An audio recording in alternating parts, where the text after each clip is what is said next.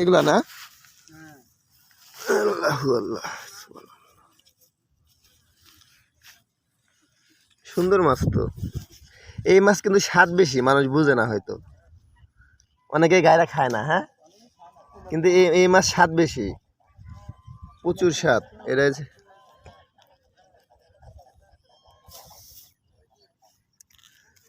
এটা যারা খাইছে তারা বুঝে।